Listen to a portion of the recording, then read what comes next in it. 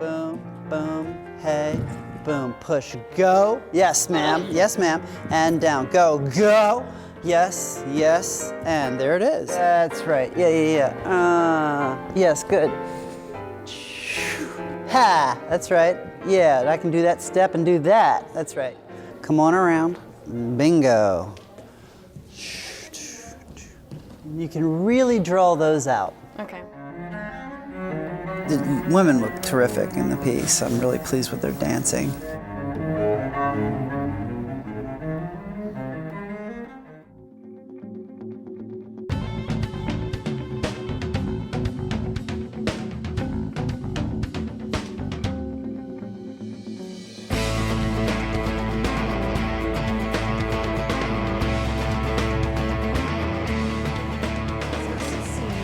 Yeah.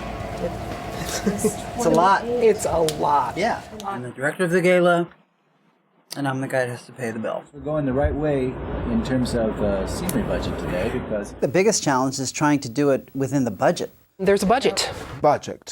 I don't like to say no to a choreographer right off the bat. Of course, I'm there to help envision the piece the way they would want it. How about in the dance, No, they all dance have to be department? shopped. No, there isn't. As we just per don't the have anything piece. installed. But we had to look at money. We had to go But down that's in what money. happens when you allow 35 or more people in a cast. Mostly it's costumes. I mean, there are 60 dancers in the show, but there's 104 costumes, I think, this year. Reality smacks you. There is budget. There is time. There is only a certain amount of labor that has the talent to know how to build a dance garment. It should not come down to costume design to negotiate the look of a piece for the sake of the budget. It does get frustrating when their deadline, their creative process gets pushed so far into my process that I don't have time to process like they did. That is frustrating, but it does get done in the end somehow. I got to do a test on the pants. I need to make them brown. I'm hoping that this velvet will take beautifully. I know, don't do this at home. These are extras. And I'm going to over dye it with brown in the hopes it will come out a really wonderful brown. Margaret and I have a pretty good working relationship, so you know, I can pick out the colors that there are, and I know what to mix just purely from what's here.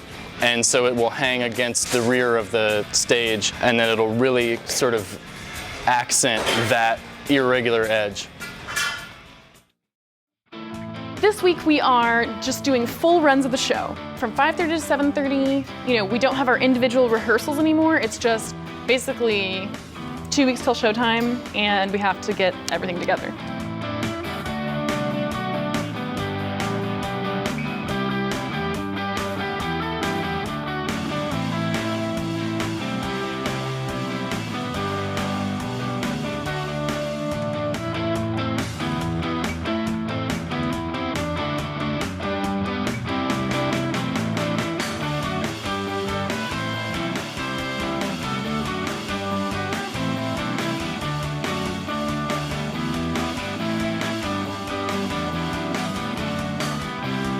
Now it's like the nitty-gritty stage of cleaning. It's really just running it and making sure everything's going smoothly and building our stamina because both the pieces are very physical. Hopefully with the gala runs in the weeks to come, I'll build up that stamina and be able to perform the dance as full out as possible.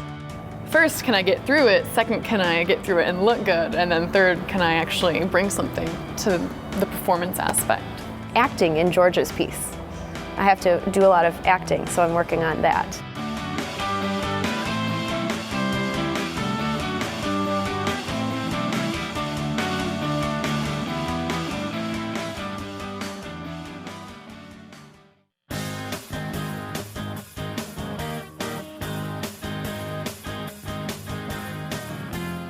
I've kind of had jobs on and off through college, like while I've been dancing, but it's so hard because with the dance major, there's really no time for a job. You either have to work hours like I work, or you have to work a job that starts at like 5 a.m. and goes till like 10 or something.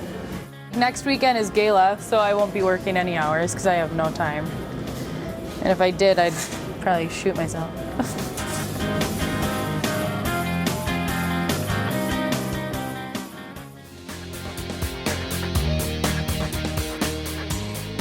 I've known David a long time, and I've enjoyed watching his work for the last 25 years. I chose David as a choreographer to come because we want to challenge our students physically as well. David is a very physical choreographer. He always has been, though. I've loved the physicality, and I've always been attracted to an athletic form of dance, almost like physical theater. I like to speak in the dances that I do, and I like to use that raw athletic movement because both can serve as cues for people that have never seen dance to start to understand what a dance might be about.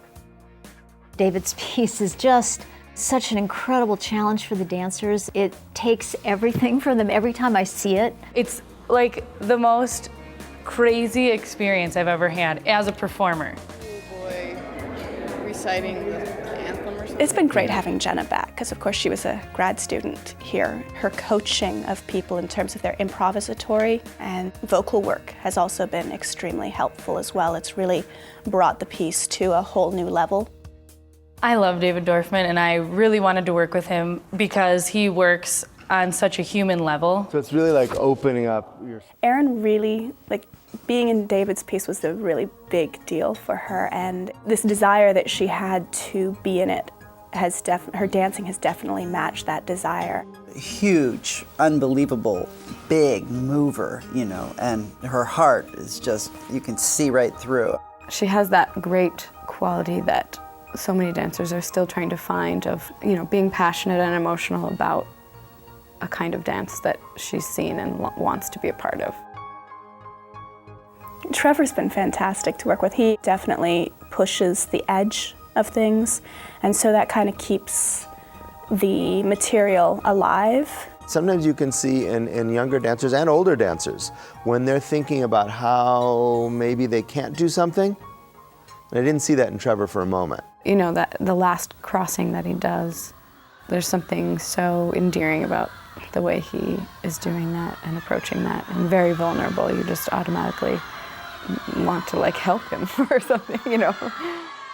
The feeling that I get when he's next to me and I can feel that energy that he gives off is just, he sort of gets lost in it all. And I think he sort of represents the human quality to become part of something so much that you just get entangled in it.